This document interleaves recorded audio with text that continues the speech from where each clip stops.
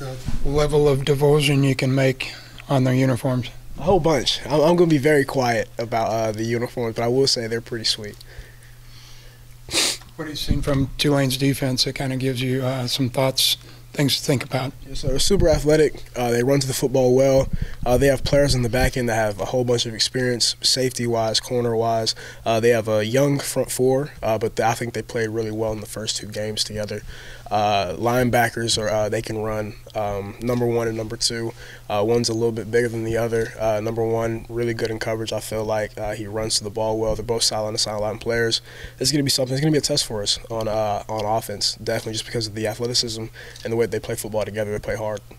Now that you have time to think about it, how important was the crowd after you came back from that delay on Saturday? It was one of the things where we were going to keep the juice as a football team with the delay and everything, because we understood that there was a lot more football to be played with it really getting called off in early to mid second quarter, and to come back out there and see a lot of people still in the stands, where they're wearing ponchos, no ponchos, soaking wet, and to be out there still screaming and cheering, it was something that was like, okay, these people are behind us, so we have to go out here and put a great product on the field because of it. How important do you think it would be if the passing game can come out and have success for the first time on this game? Of course, of course, we had a little bit of rain this past game, and it kind of dictated the way that we took care of the football and things like that, and ran the football really well. It just brings balance to our offense, I feel like, and it's something that we understand that we can do, and it's something that we're going to have to get to as well, which I'm excited about.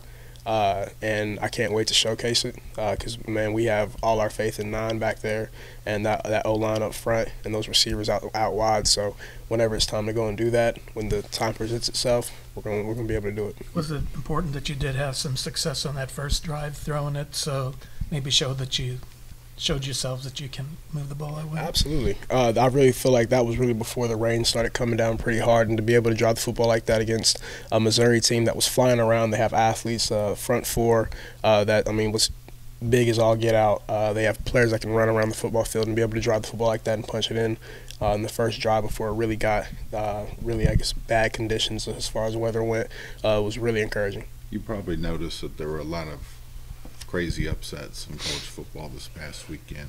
Does that just reemphasize that you all just need to take care of business and worry about Tulane? Of course. That's the craziest thing about college football is anybody can beat anybody on any given Saturday.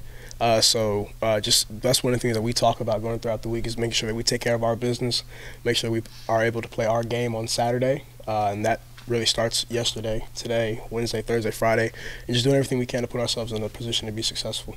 When you were in that delay, what were you doing specifically, I guess? Absolutely. So for the first part, everybody kind of went back in to the locker room. We met up with Coach in the middle.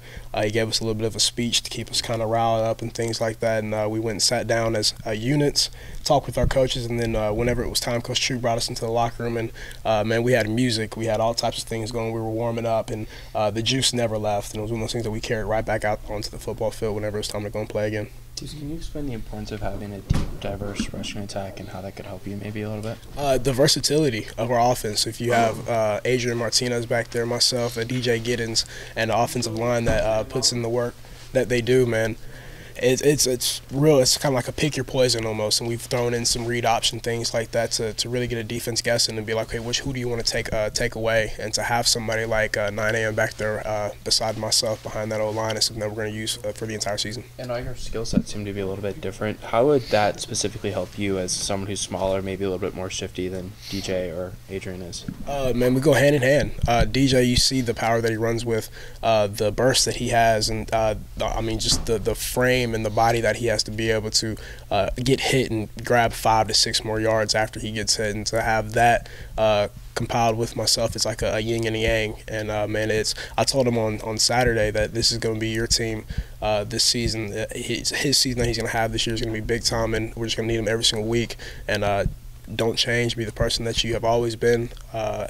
Take care of your business throughout the week, and whenever your name is called, man, go run hard.